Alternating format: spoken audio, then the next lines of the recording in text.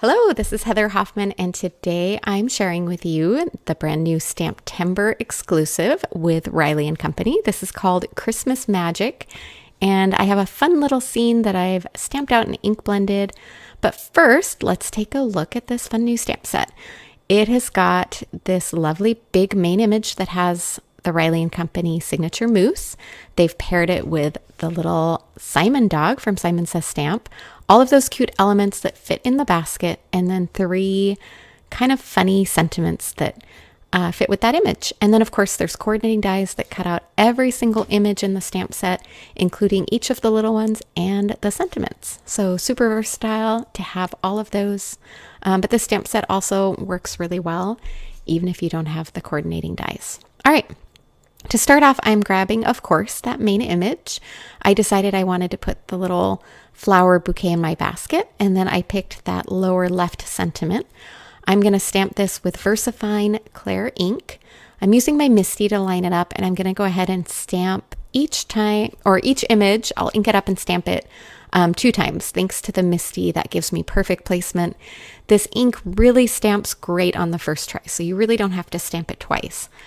But one trick I really love to do with this ink is to heat emboss it with clear embossing powder. So stamping twice makes sure I have lots of ink on there that's going to hold that embossing powder really well. So I've grabbed out some Simon Says Clear Ultrafine embossing powder. The reason I like using embossing powder with this is it is a pigment ink, so it stays wet for a while, so you can set it aside and let it dry. But I want to do some ink blending over it eventually, so I want to make sure my ink isn't going to smear. And by doing clear embossing powder, unlike black embossing powder, you don't have to worry about little random specks that might get somewhere else. Normally I would maybe use a powder tool on this, but you might have noticed I didn't even do that this time because if there's any extra specks anywhere, they're clear and no one's going to see them anyway. So now that I have all of that inked and my embossing powder over, I'm going to set those really quickly with my heat gun.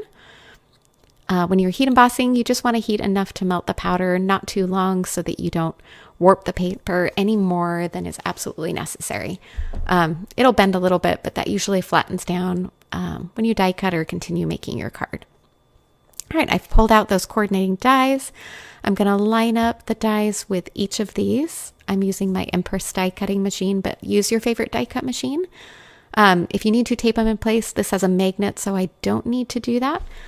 But once I finish lining all those up, I ran it through my die cut machine off camera, and now I have all of those fun images and sentiments all die cut out perfectly and ready to go. All right, now that we have those ready, look at that little cutout detail on there. These could all pretty easily be fussy cut, but that little cutout detail is just that little bit extra. And then you can see how perfectly that little bouquet is going to tuck into that basket. Super cute there. All right, let's set those aside. And then to create our background, kind of our scene for this, I'm going to pull out my white top folding card base. You could do this on a panel, but I found it nice and easy just to do it directly on the card base. I'm going to use the Simon Says Stamp Landscape Stencil. I didn't have the packaging for this one. It came in a card kit, but it's got all these fun little landscape elements, and they're all on that one 6x6 stencil design. And there's this, they're just kind of cut in so you can slide them in through those slits and use whichever elements you want. So I'm going to use that bottom one to create kind of a ground. I always have to kind of get my brain wrapped around which way, whether I'm masking or ink blending, but I know I want that little bottom, kind of the ground where the moose and the bike are going to be riding on. And then I'm using Post-it tape, any easily removable tape, just to mask out any of those things I don't want to accidentally smoosh in an ink blend, and it'll also kind of hold the stencil in place for me. I'm using Cookie ink, which is a nice soft brown that just seemed like the perfect color. And I love the Rainbow Splash blending brushes. They're nice and soft. I love the white so I can see on the bristles exactly what color I'm using. All right, and just like that, you could make this card so incredibly clean and simple. Just that ground on there already and the stamped image.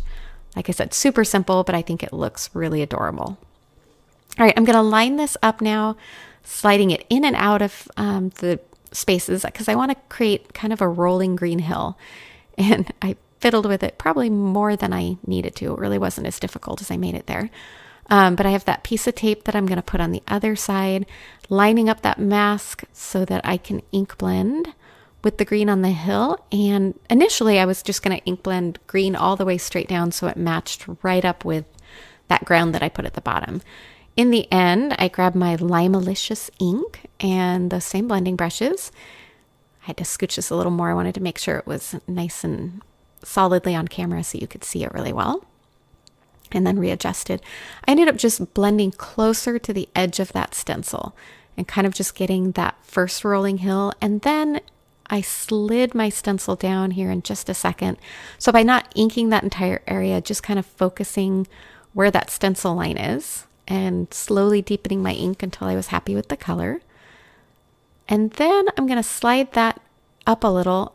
Now in hindsight, I wish I'd kind of slid it and offset it a little bit so that I had a little bit of a different look, but it ended up looking just fine as it was. But I kind of thought of that afterwards and went, oh, if I'd really been thinking, I would have done that.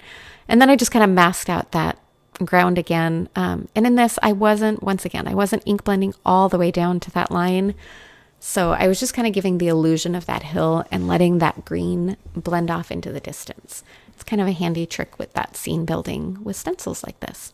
So cleaning up my area a little there, and then let me pull this off and you can see now we've got those two rolling hills, and once again, we've added a little more to the scene, and you could leave it just like that. But every time we add a little more of a layer, it just kind of bumps the scene up a little bit more. So any of these levels would be fun to work with and create an even simpler and cleaner scene. But I wanted to create, instead of just a normal blue sky, I thought kind of creating a sunset effect would be fun. So I started off there with Melon ink to create the orange. I actually found just a sunset image on Pinterest as inspiration. This one, I did think of that sliding the stencil different directions so it didn't look so formal and perfect. And you can kind of tilt it different directions, slide it in different areas. But by going back and forth, you get a little more interest in that design with the clouds. So the next layer that I'm doing there is Cheeky ink.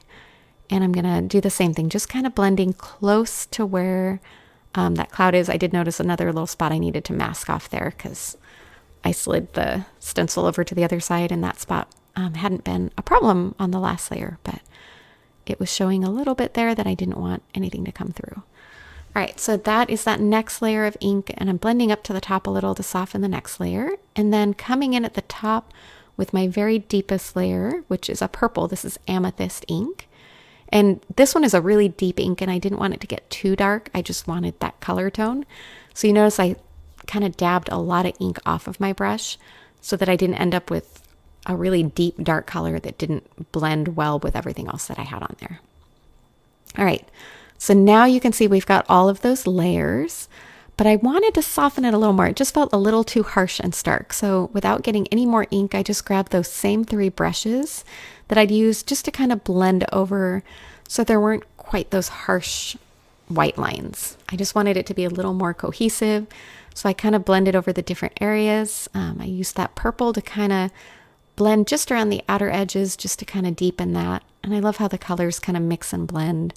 I purposely picked complementary colors that would work well for this. And then just kept blending that excess ink off, and you can kind of see how that softened that up. And the same thing I did a little bit there with the green as well, just to kind of soften. And now we've got that beautiful background. Now at this point, I still think it looked really cute just with the stamped black image, but you know, for ink blending, let's just go all the way. So I used some of those same ink colors to blend over my stamped and heat embossed images. So I used that same cookie ink there that I'd used for the ground, and I'm not being too specific. I'm just kind of blending to put a little bit of fun color on these. And then I used Cheeky ink again for the bottom of the bicycle there. And on these, I'm using the smaller of the Rainbow Splash blending brushes. This looks a little bit darker at the time now than it does on the finished card. Keep in mind these are dye inks and they're going to soften a little bit. So I used that same Amethyst and the LIMELICIOUS there on the flower. And then really quickly there, when I blend over heat embossing, I like to grab a microfiber cloth and kind of just wipe the excess ink off. Granted, on this it's black, but by wiping any ink that sits off that, it kind of prevents it from dulling the shine of the heat embossing. So especially if you're doing white or clear heat embossing, that's really going to be a helpful trick to wipe that off. But I went ahead and did it on these anyway, just to keep that lovely shine from the heat embossing. All right, and I've kind of planned my layout there. Then I quickly grabbed, you could use any foam adhesive, but I chose the thin foam adhesive dots and just went a little crazy piling those on. I like to make sure when I use foam adhesive that I use plenty for a nice stable layer. So I adhered that on. For the flowers, instead of foam adhesive, I just kind of planned where I wanted to tuck those in and added a touch of liquid glue to the back. That way I could kind of adhere it underneath, but then keep the front part kind of fluffed up a little bit so it kept that dimensional look a little more. All right, and then doing the same thing with the sentiment, lots of those foam squares. Took me a little while to really decide where I wanted to put that. In the end, I kind of just nestled it down a little closer to my image. And then I didn't block too many of the clouds or anything on there, but you can see the way my brain works, at least overthinking all the options before I choose one. All right, I rounded off the top left corner, mostly because it kind of, since more of the images are kind of heavy on the lower right side, that kind of provided something for your eyes to follow around as you're circling around through the scene and the sentiment. And then as a final finishing touch, you got to have the sparkles. So I pulled out some dazzling gems in clear and put a few little trios of those around on my background. And that finishes off this card. It's nearly one layer. You could even stamp and make it one layer if you wanted, but super fun. Thank you so much for joining and watching along. I hope you enjoy and have a great rest of your day.